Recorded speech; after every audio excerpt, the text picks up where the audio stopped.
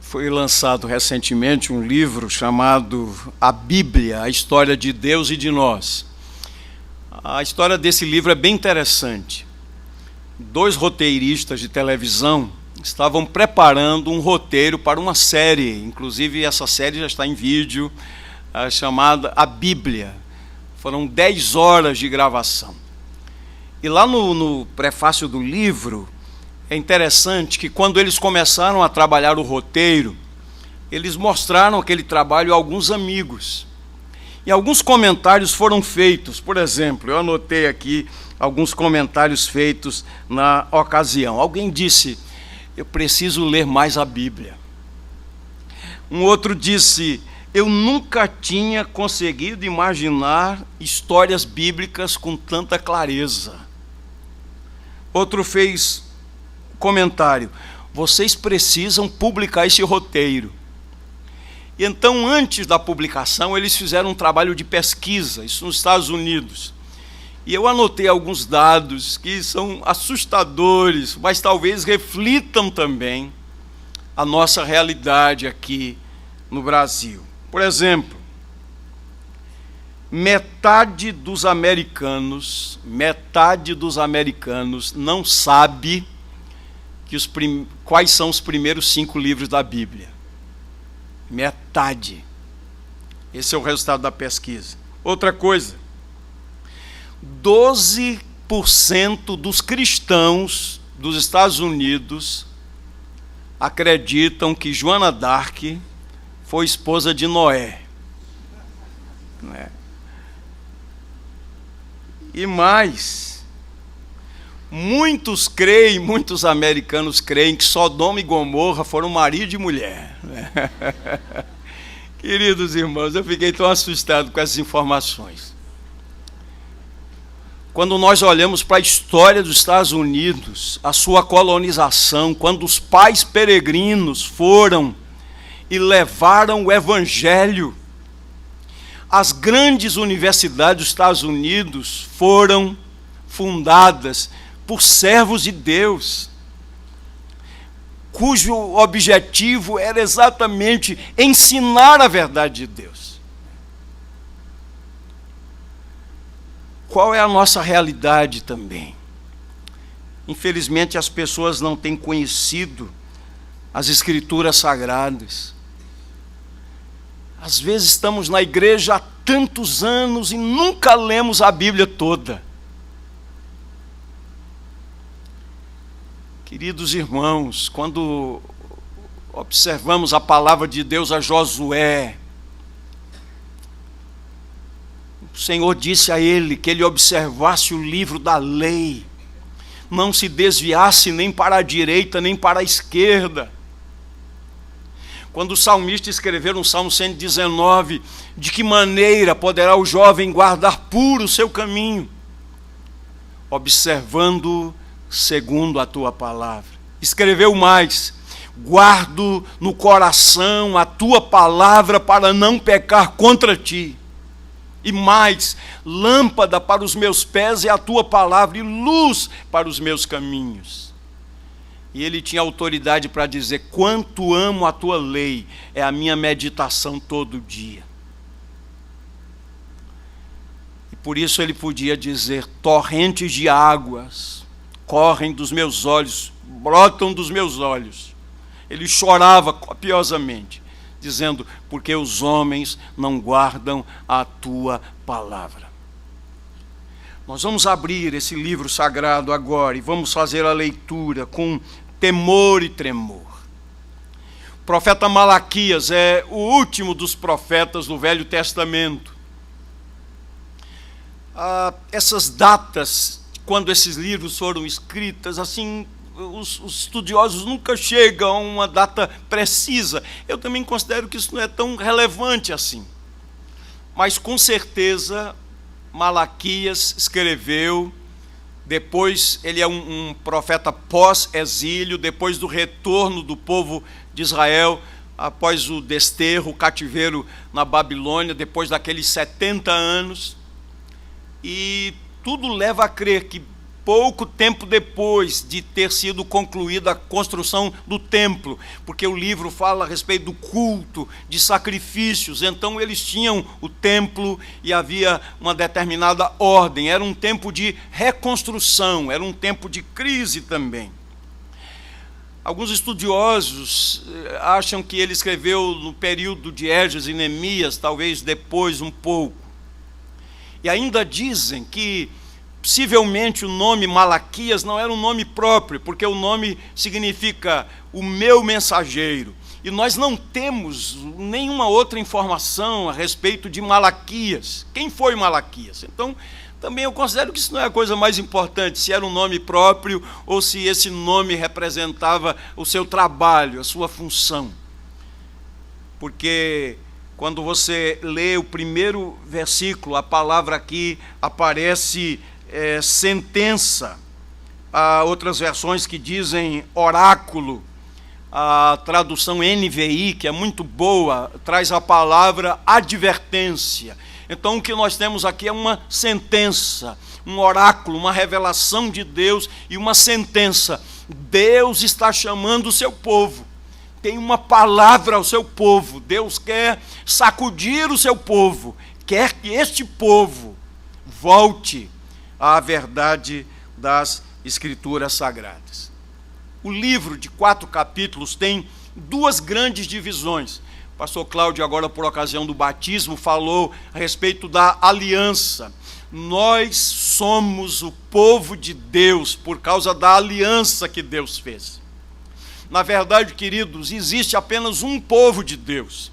O povo de Deus do Velho Testamento, antes de Cristo, e o povo de Deus após a vinda de Cristo é o mesmo povo. Todos aqueles que viveram antes de Cristo e que creram que foram salvos, eles viveram na esperança da vinda do Messias. E todos nós que somos salvos, nós o somos em Cristo Jesus, crendo no Messias que veio. Então há um povo de Deus apenas. Paulo fala muito bem sobre isso na carta aos Efésios. Nós somos concidadãos dos santos, nós somos a família de Deus, e o Novo Testamento chama a igreja de o Israel de Deus. Então nós somos apenas um povo, os que estamos em Cristo Jesus. Pois bem, o livro tem 2 grandes divisões. A primeira divisão fala a respeito da aliança quebrada, o povo quebrando a aliança. E temos 3 subdivisões. E a segunda parte do livro, a partir do verso 17 do capítulo 2, nós temos as outras 3 partes que representam a intervenção de Deus para restaurar a aliança. Se você estiver aí com a Bíblia aberta, vai verificar que o livro tem a seguinte estrutura. Cada parte começa com uma declaração de Deus, seguida de uma objeção da parte do povo e depois uma refutação divina. Por exemplo, logo aqui a primeira palavra, o Senhor faz uma declaração: eu vos tenho amado. Aí o povo pergunta, questionando: em que nos tens amado? E Deus, então, responde a essa objeção do povo: não foi Esaú, irmão de Jacó? Todavia, eu amei a Jacó. Então é essa estrutura, essa palavra inicial, para que a gente compreenda bem o que está acontecendo. Então, a mensagem de hoje tem 3 pontos, e eu queria que você pudesse guardar essas 3 palavras, que representam a síntese do que vou falar nessa manhã. Ingratidão é a primeira palavra, profanação é a segunda palavra, desobediência é a terceira palavra. Ingratidão, profanação e desobediência, que representam a quebra da aliança da parte do povo. Então nós vamos sair da seguinte maneira: eu vou lendo a primeira parte, depois a gente faz a leitura do restante. Então, primeiro capítulo, primeiros 5 primeiros versículos. Assim diz a palavra de Deus. sentença pronunciada pelo Senhor contra Israel por intermédio de Malaquias. Eu vos tenho amado, diz o Senhor, mas vós dizeis, em que nos tens amado? Não foi Esaú irmão de Jacó? Deus falando. Todavia, amei a Jacó, porém aborreci a Esaú, e fiz dos seus montes uma assolação, e dei a sua herança aos chacais do deserto. Se Edom diz, fomos destruídos, porém tornaremos a edificar as ruínas, então diz o Senhor dos Exércitos, eles edificarão, mas eu destruirei, e Edom será chamada terra de perversidade e povo contra quem o Senhor está irado para sempre. Os vossos olhos o verão, e vós direis, grande é o Senhor também fora dos limites de Israel. Essa é a estrutura do livro. O Senhor faz uma declaração, uma afirmação, e o povo então questiona. E a primeira afirmação de Deus é exatamente essa: eu vos tenho amado. No entanto, o povo, quando olha para a sua realidade, cada um olha para a sua própria casa, eles olham para a nação, e a pergunta que evidencia uma ingratidão tão grande é o povo duvidando do amor de Deus. Em que nos tens amado? Certamente eles estavam se lembrando de vários fatos. A invasão dos caldeus, a destruição de Jerusalém. Quando a gente lê, por exemplo, Lamentações de Jeremias, Jeremias olha para a cidade de Jerusalém arruinada, e ele lamenta, e ele chora, e ele entra em crise. Jeremias, um profeta de Deus, até quando ele chega o momento e diz, eu quero trazer à memória o que me pode dar esperança, porque ele estava absolutamente abatido. Por exemplo, quando a gente lê Neemias fala da miséria antes da reconstrução dos muros, como os seus familiares tinham mandado notícias, o povo que vivia lá em Jerusalém estava em grande miséria. Eles tinham voltado, mas ainda estavam sob o domínio de outra nação. Eles tinham um governador, mas esse governador tinha sido nomeado. Então agora o Senhor faz uma declaração, eu vos tenho amado. E eles olham assim para essa realidade e dizem, em que nos tens amado? Há tanta desolação, há tanta destruição, há tanta miséria, há tanto sofrimento, tanta humilhação. E é interessante, queridos, que essa essência do chamado evangelho da prosperidade, como isso é coisa antiga, não é coisa apenas do nosso tempo, dos nossos dias, isso é antigo, é aquela associação, a bênção de Deus associada às questões materiais, aos triunfos materiais. Se eu não tenho prosperado materialmente, ou então se tenho adoecido, é porque Deus não me ama, e nada mais longe da realidade do que isso. Mas o povo tinha essa mesma mentalidade. E quando o Senhor responde ao povo, Ele mostra, queridos, a evidência do seu amor, era a eleição. Estava lembrando daquele fato, quando Rebeca estava grávida, ela tinha 2 filhos no seu ventre, e aqueles 2 filhos representavam 2 nações, e antes de aqueles meninos terem nascido, o Senhor escolheu Jacó, e ele disse, escolhi Jacó, e aborreci a Esaú. Eu sei que o raciocínio humano não pode explicar a escolha de Deus, porque a escolha de Deus não estava relacionada com a ordem do nascimento. A gente lê em Gênesis 25, 23, que Jacó foi escolhido antes de nascer. No entanto, a escolha soberana de Deus foi um exemplo do seu amor e da sua graça. O tempo não permite ler todas as referências, mas, por exemplo, Romanos capítulo 9, quando Paulo fala dedica um parêntese para falar a respeito dos judeus, capítulos 9, 10 e 11 da carta aos Romanos, mas no capítulo 9, de 11 a 16, ele mostra que a escolha soberana foi um amor da graça de Deus. Não sei por que de Deus o amor a mim se revelou. Na verdade, queridos, Deus falou por boca de Moisés. Nós temos isso escrito em Deuteronômio, quanto à nação: eu não vos escolhi por causa do tamanho, porque vocês eram grandes, porque vocês eram poderosos. A escolha de Deus não está baseada nesses critérios, porque na verdade, queridos, e o pastor Cláudio já falou isso aqui no momento de confissão, todos nós somos pecadores diante de Deus, todos nós somos indignos. Deus não viu nada de bom. Aquela ideia é absolutamente antibíblica, de que alguém pensa assim: bom, Deus já sabia que de antemão que eu viria a crer, então Ele me escolheu. Nada disso. Só é possível crer mediante a intervenção de Deus. O próprio Paulo, quando escreveu isso aos Romanos, ele sabe que é um assunto difícil, que ele chega a dizer: então de que se queixa? Ele está interpretando o raciocínio humano. De que se queixa então o homem?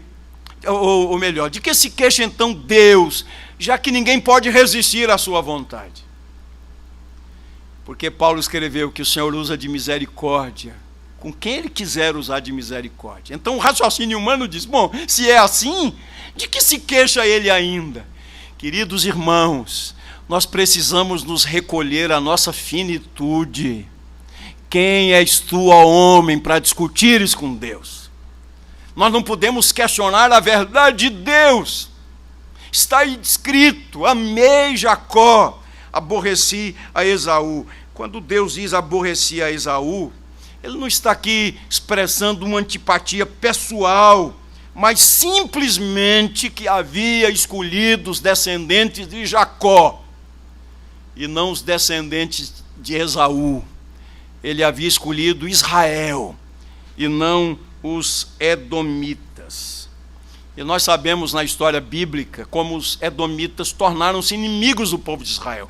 Por exemplo, Salmo 137, Ezequiel 35, Obadias, versos 8 e 16, está escrito: quando os caldeus invadiram Jerusalém, levaram o povo cativo, os edomitas vibraram, eles se alegraram, eles inclusive ajudaram, eles tiveram prazer ao verem o sofrimento dos descendentes de Jacó. No entanto, na soberania de Deus, Ele escolheu a Jacó. E quando o Senhor está falando ao povo: eu vos tenho amado, e eles olhando para a história recente, o desterro, o sofrimento, as humilhações, os problemas econômicos pelos quais passavam naquele momento, onde é que está a evidência do teu amor? E o Senhor mostrou que a evidência do amor estava na sua eleição soberana. Queridos, quantas vezes nós somos assaltados pela dúvida? O nosso próprio coração enganoso nos assalta e começa a duvidar do amor de Deus, do cuidado de Deus. Se Deus me ama, por que estou nesse leito? Se Deus me ama, o porquê dessa enfermidade? Se Deus me ama, por que esse desemprego que dura tanto, que demora tanto? Deus sabe o quanto eu quero trabalhar, Deus sabe o quanto eu me preparei, eu preciso produzir, sou provedor da minha casa. Queridos, a evidência do amor de Deus está na sua eleição, no plano eterno. Ele nos amou antes da fundação do mundo. Isso é coisa grandiosa demais, nossa mente é finita demais. Ele nos amou, a Bíblia diz: Deus estava em Cristo reconciliando o mundo consigo mesmo. Deus prova o seu próprio amor para conosco pelo fato de ter Cristo morrido por nós, sendo nós ainda pecadores. Eu creio que Jó, pela graça de Deus, compreendeu isto.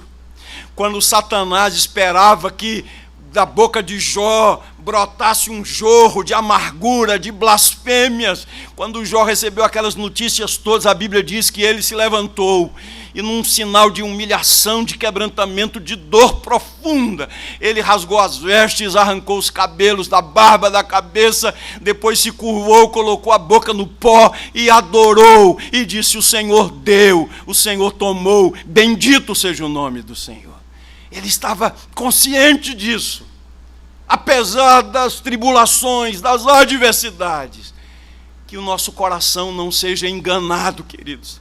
Às vezes são as pessoas da família, às vezes até da própria igreja, às vezes os colegas de trabalho que, vendo o nosso sofrimento, perguntam, como perguntaram ao salmista: o teu Deus onde está? E o teu Deus onde está? Por que Ele permite que você passe essas coisas todas, situações todas? Eu vos tenho amado. E o povo, com o coração cheio de ingratidão, pergunta: em quê? Em que nos tens amado? E Deus responde com a eleição: amei Jacó, aborreci Esaú.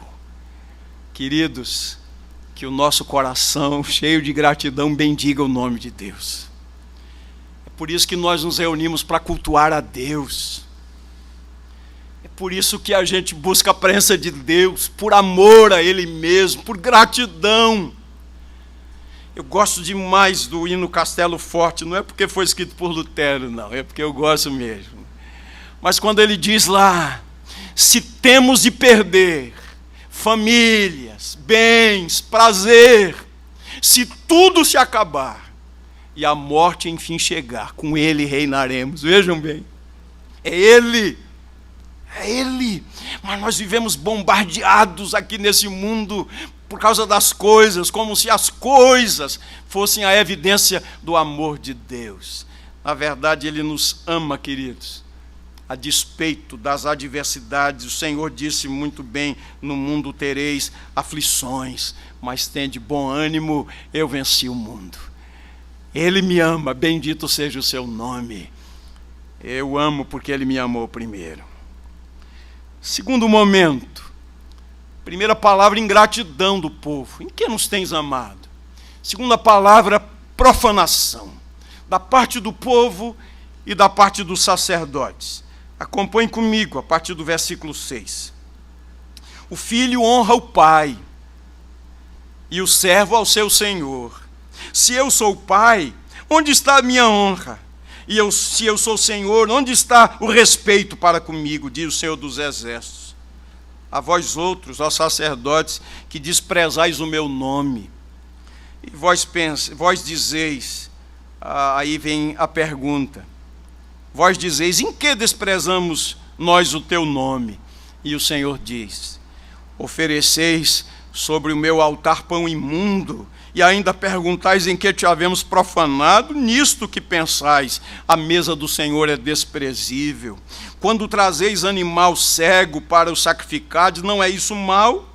E quando trazeis o coxo ou o enfermo, e não é isso mal? Ora, apresenta-o ao teu governador. Acaso terá ele agrado em ti e te será favorável, diz o Senhor dos Exércitos. Agora, pois, suplicai o favor de Deus, que nos conceda a sua graça, mas com tais ofertas nas vossas mãos, aceitará Ele a vossa pessoa, diz o Senhor dos Exércitos. Tomara houvesse entre vós quem feche as portas, para não acendesseis debalde, ou seja, inutilmente, o fogo do meu altar. E eu não tenho prazer em vós, diz o Senhor dos Exércitos, nem aceitarei da vossa mão a vossa oferta, mas desde o nascente do sol até o poente é grande entre as nações o meu nome, e em todo lugar lhe é queimado incenso e trazidas ofertas puras, porque o meu nome é grande entre as nações, diz o Senhor dos Exércitos. Mas vós o profanais quando dizeis: a mesa do Senhor é imunda, e o que nela se oferece, isto é, a sua comida, é desprezível. E dizeis ainda: que canseira, e me desprezais, diz o Senhor dos Exércitos. Vós ofereceis o dilacerado, e o coxo, e o enfermo, assim fazeis a oferta. Aceitaria eu isso da vossa mão, diz o Senhor. pois maldito seja o enganador, que tendo um animal sadio no seu rebanho, promete e oferece ao Senhor um defeituoso, porque eu sou grande rei, diz o Senhor dos Exércitos, o meu nome é terrível entre as nações. E ele continua dizendo aos sacerdotes, agora aos sacerdotes, para vós outros é este mandamento, se o não ouvirdes, se não propuserdes em vosso coração dar honra ao meu nome, diz o Senhor dos Exércitos, enviarei sobre vós a maldição, e amaldiçoarei as vossas bênçãos, já as tenho amaldiçoado, porque vós não propondes isso no coração. Eis que vos reprovarei a descendência, atirarei excremento ao vosso rosto, excremento dos vossos sacrifícios, e para junto deste sereis levados. Então sabereis que eu vos enviei este mandamento, para que a minha aliança continue com Levi, diz o Senhor dos Exércitos. Minha aliança com ele foi de vida e de paz. Ambas lhe dei eu para que me temesse, com efeito, ele me temeu e tremeu por causa do meu nome. A verdadeira instrução esteve na sua boca, e a injustiça não se achou nos seus lábios. Andou comigo em paz e em retidão, e da iniquidade apartou a muitos. Porque os lábios do sacerdote devem guardar o conhecimento, e da sua boca devem os homens procurar a instrução, porque ele é mensageiro do Senhor dos Exércitos. Mas vós tendes desviado do caminho, e por vossa instrução tendes feito tropeçar a muitos, violastes a aliança de Levi, diz o Senhor dos Exércitos. Por isso também eu vos fiz desprezíveis e indignos diante de todo o povo, visto que não guardastes os meus caminhos e vos mostrastes parciais no aplicardes a lei. O que nós percebemos aqui em relação aos sacerdotes era a sua indiferença em relação à honra ao Senhor. Profanação. Quando o povo de Israel entrou na terra prometida, dividido em 12 tribos, a terra foi dividida, e o Senhor disse, a tribo de Levi não receberá nenhuma porção. A tribo de Levi foi consagrada para o serviço de Deus. De lá saíram os sacerdotes. Eles cuidavam das coisas do culto. E eles, como vimos aqui, tinham também a responsabilidade, os sacerdotes, de ensinar a lei do Senhor. Queridos, nós estamos pensando aqui na mentalidade do Velho Testamento. Cristo ainda não tinha vindo, não tinha realizado o seu sacrifício único, perfeito e completo. Tudo o que temos no Velho Testamento é sombra da realidade em Cristo Jesus. Por isso, quando o Senhor instruiu o povo através das suas leis cerimoniais, por exemplo, os animais deveriam ser sem mácula, sem defeito. Por quê? Eles apontavam para Jesus, o Cordeiro de Deus que não tem pecado. E havia instruções no livro de Levítico especialmente, mas também em outros livros, como o Êxodo, quando a Páscoa foi instituída. Qual era o animal que deveria ser separado e consagrado ao Senhor? Mas o que acontecia agora, queridos? O povo estava oferecendo a Deus o dilacerado, o animal defeituoso, aquele animal que não tinha valor comercial nenhum. Sabe o que significa isso na prática? Para Deus, o resto. Para Deus, as sobras.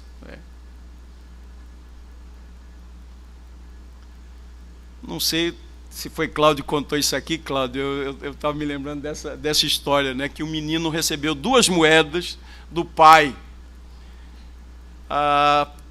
O pai disse, um é sua e um é para você levar para a igreja, para a oferta. Né?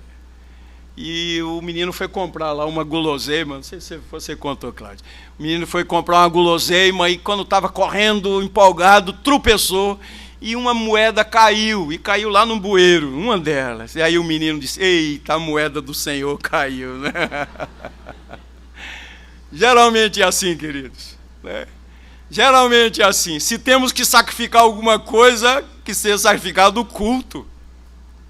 Época de vestibular, Enem, misericórdia. Eu não vou para a escola dominical, né? Mas meu namoro eu não perco por nada. Meu Face eu não abro mão de jeito nenhum. Eu vou agora entrar menos, vou navegar menos, mas, né? Quando alguma coisa é sacrificada, geralmente é o culto a Deus. Eu tenho muita coisa para ler, muitos livros, e eu tenho semana de prova. Deus que me perdoe, mas não vou ler a Bíblia esses dias, não, né? Geralmente é assim. Geralmente é assim. O que estava acontecendo naqueles dias, queridos? Eles estavam oferecendo sacrifícios inaceitáveis. O Senhor disse ao povo: pega um animal desses e vai dar de presente ao teu governador. Vê se ele aceita. O governador receberia isso como uma ofensa. Agora, se o governador não pode receber, mas o Senhor Deus pode receber. Queridos, Deus quer ser cultuado de acordo com a sua palavra. O culto a Deus é regulado pela palavra de Deus. O Senhor havia dito, como volto a dizer, não dá para ler, mas rapidamente, vamos ler só esse texto aqui, Levítico capítulo 22, que eu estou entrando aqui na aula de Cláudio aqui na escola. Levítico 22, tá certo. Verso 17. Ele cometeu agora um perigo, disse a um pregador: fique à vontade, isso é um perigo, né? Levítico 22, 17.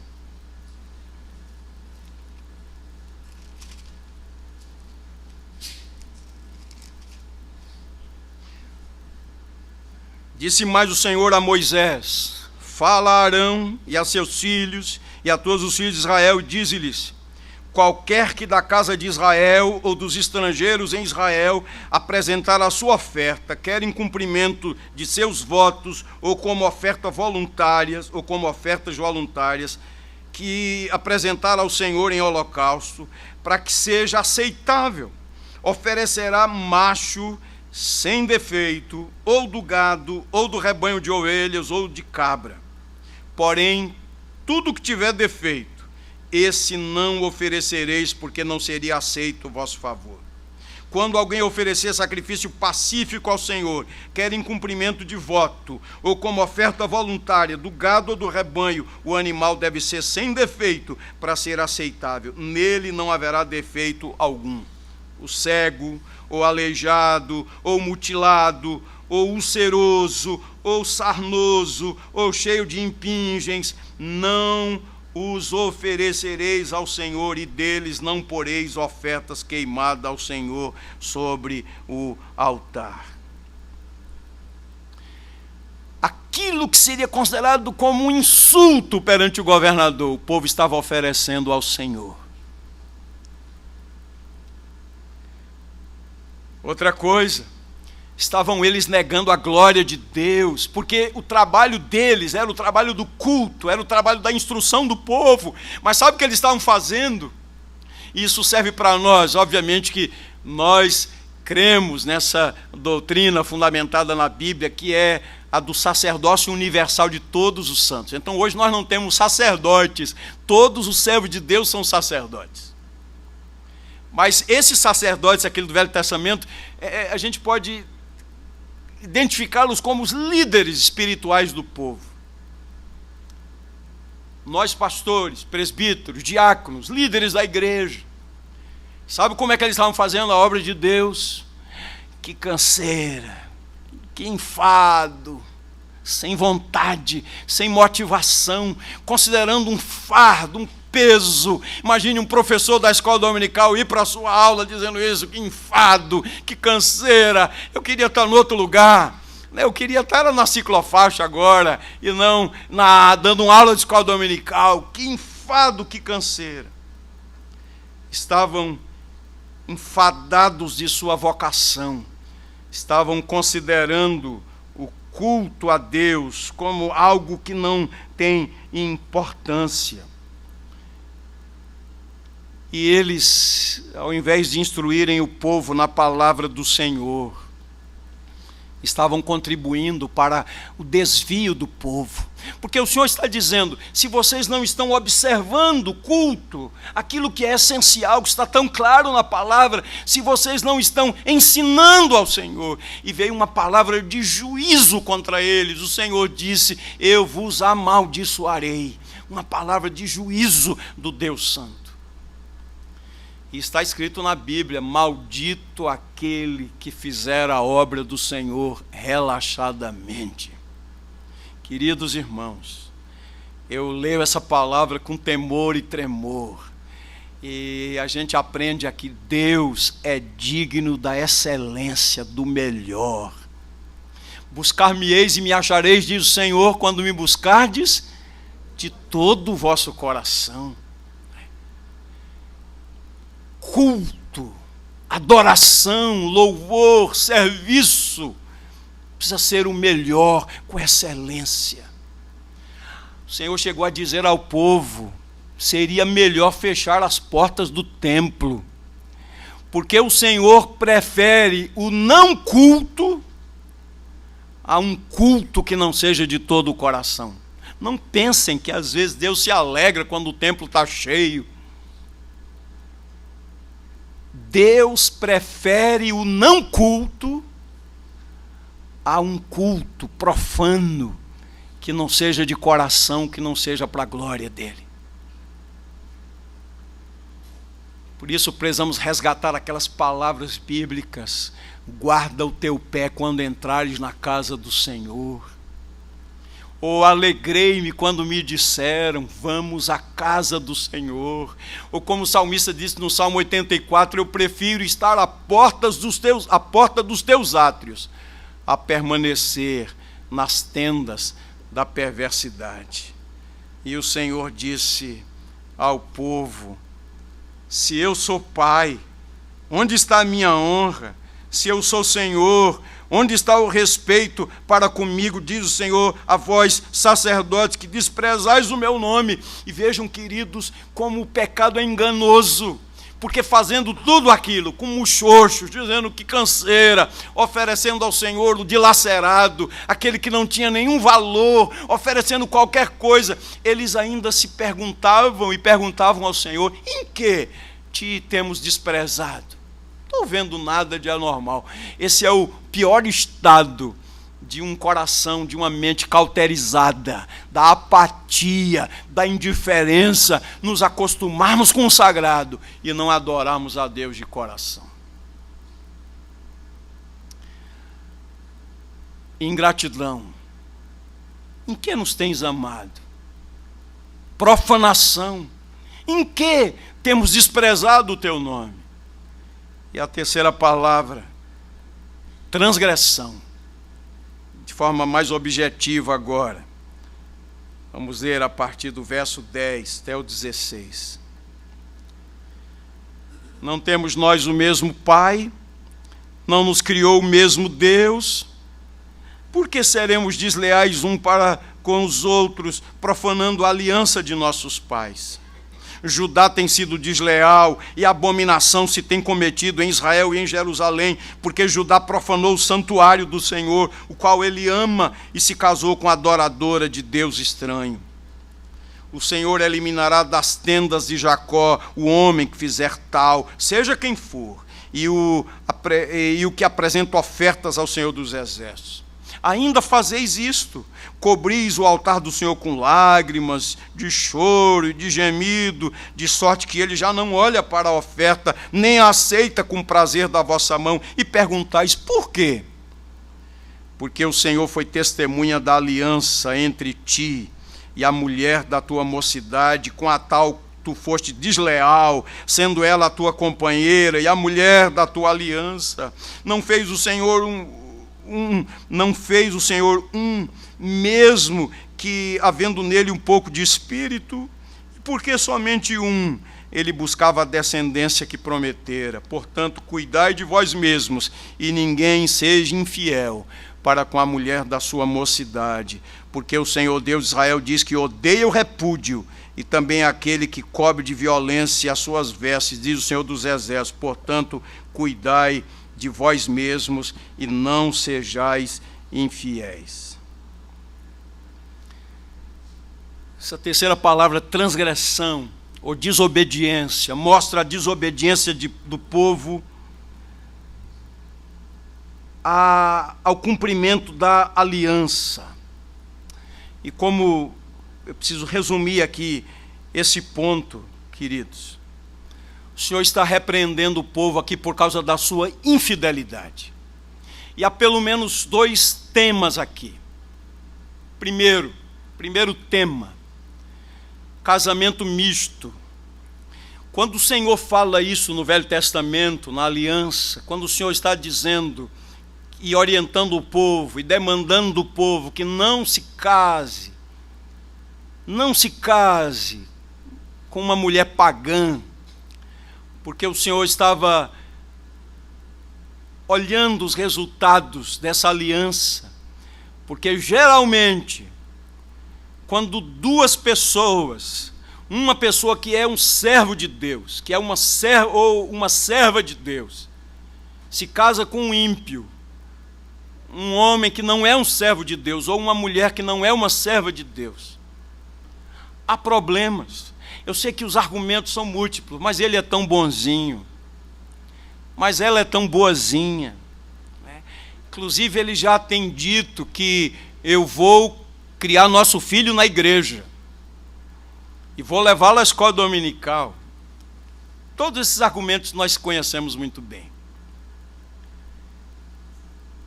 Agora, quando alguém quer servir ao Senhor, porque ama ao Senhor, quer tributar o culto a Ele, quer honrar a Deus, e encontra um cônjuge que não tem a mesma disposição do coração, como é que eles vão andar em harmonia? Como é que eles vão criar esse filho nos caminhos do Senhor, se há um conflito? É uma questão essencial de fé. Vejam, queridos, essa é a instrução de Deus, lá no Velho Testamento, Deus dizendo, e quantas vezes mulheres pagãs ganharam o coração dos homens de Israel, e eles se tornaram adoradores de ídolos.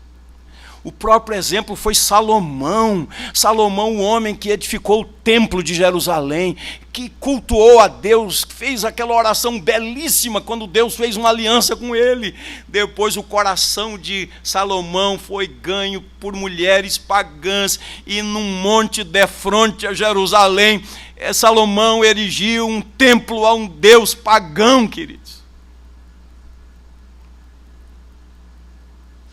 Agora, era aquele contexto, não havia instrução da palavra, os sacerdotes não estavam ensinando ao povo a lei, então cada um estava transgredindo.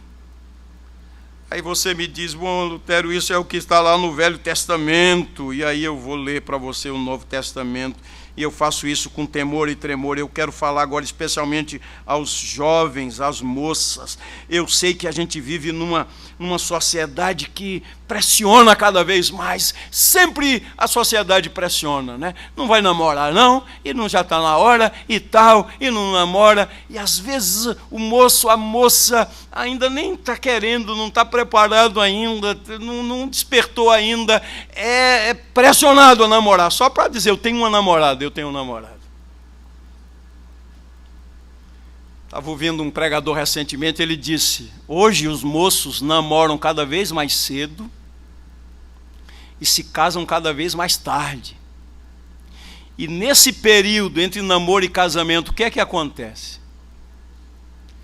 Quantos moços e moças, inclusive de nossas igrejas, estão vivendo uma vida sexual ativa? Moços e moças da igreja indo para motéis e vivendo uma vida sexual ativa. Olha o que diz a palavra de Deus, um texto tão conhecido, 2 Coríntios capítulo 6, verso 14, não vos ponhais em julgo desigual com incrédulos, Porque que sociedade pode haver entre a justiça e a iniquidade? Ou que comunhão da luz com as trevas? Ou que harmonia entre Cristo e o maligno? Ou que união do crente com o incrédulo? Que ligação há entre o santuário de Deus e os ídolos? Porque nós somos santuário do Deus vivente, como ele próprio disse. Primeiro tema ali era o casamento misto. E eu quero dizer aos moços e às moças que me ouvem, quem sabe assistem, espere no Senhor e se case no Senhor. Espere no Senhor uma serva de Deus. Espere no Senhor um servo de Deus. Alguém que caminhará com você. Alguém que irá à casa de Deus com você. Alguém que irá criar seus filhinhos na lei de Deus com você. Essa é a instrução de Deus. E quando Deus fala assim, Ele fala por amor, porque Ele quer preservar os seus filhos. Agora você diz, e agora eu já casei, né? Bom, certamente, como disse o pastor Francisco Leonardo em certa ocasião, esse não é o pecado para o qual não há perdão. Pecado para o qual não há perdão é a blasfêmia contra o Espírito Santo. Agora que casou, você terá que arcar com algumas consequências. No entanto, que pela graça de Deus você seja encontrado fiel. Seja uma mulher de Deus. Seja um homem de Deus. Procure santificar o seu cônjuge. Dê testemunho. Seja um servo de Deus. A outra verdade que o texto nos fala aqui era a infidelidade conjugal. Tão comum, acontecia naquele tempo, acontece em nossos dias. Queridos, Hebreus capítulo 13 diz: digno de honra entre todos seja o matrimônio, bem como o leito sem mácula. Provérbios, primeiros capítulos de Provérbios, e há um capítulo lá em Provérbios, 6º capítulo, que diz: o homem que adultera está fora de si, só mesmo quem quer arruinar-se.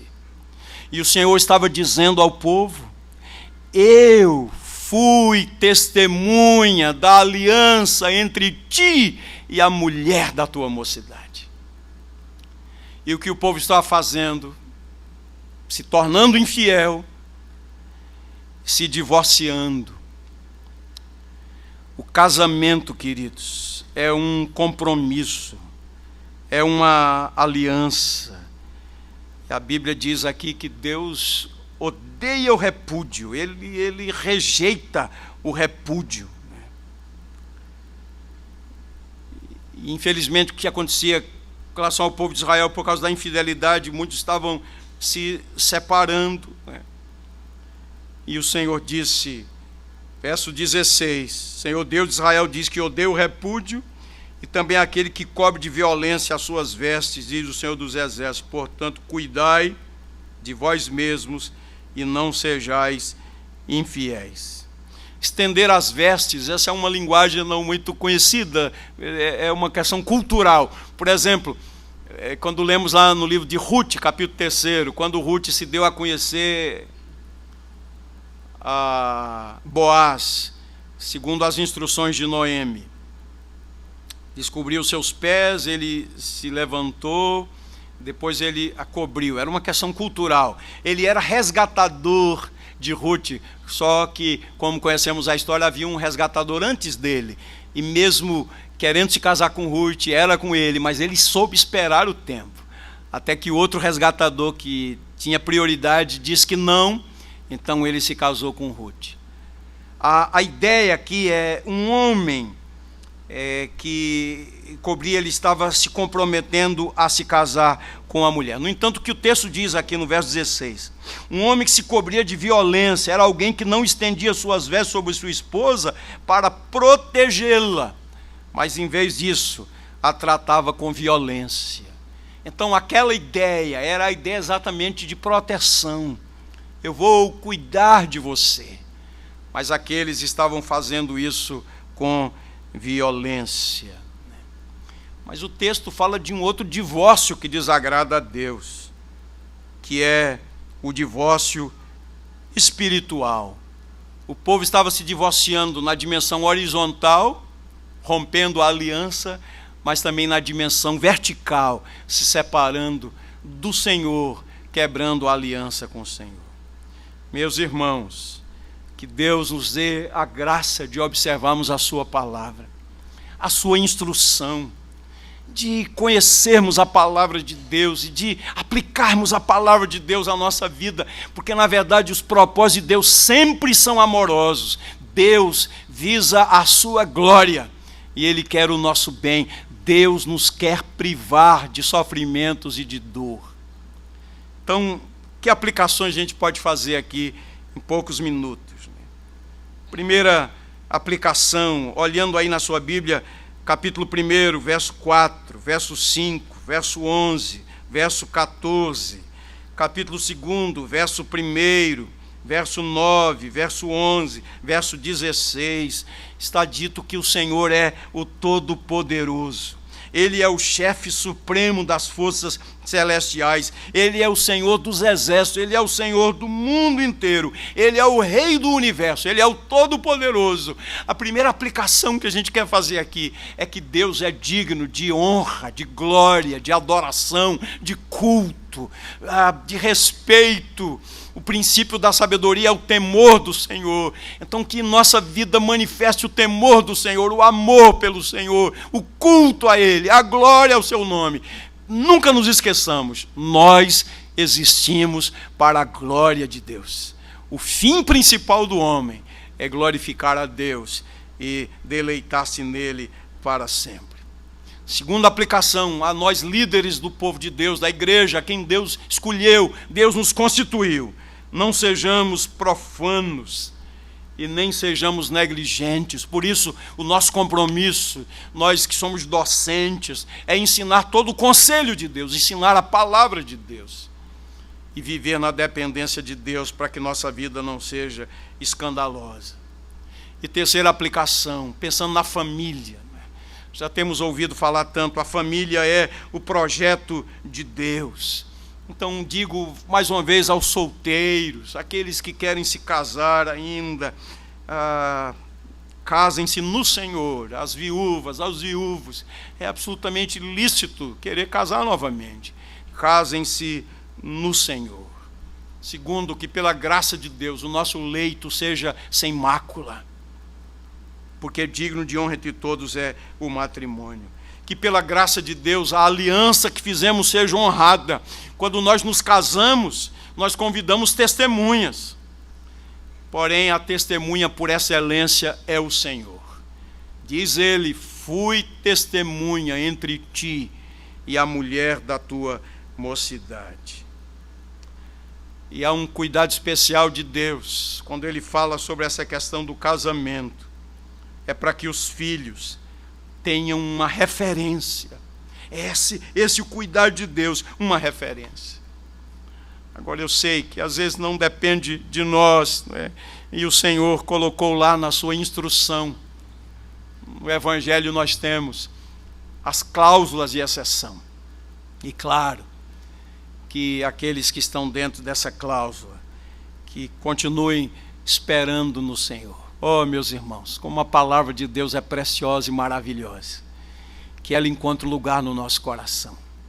Que ao final desse momento, a gente tenha tão somente uma palavra ao Senhor: Senhor, tem misericórdia de mim, Senhor. Aplica a minha vida, a tua palavra, e ser glorificado na minha vida. Em nome de Jesus. Amém.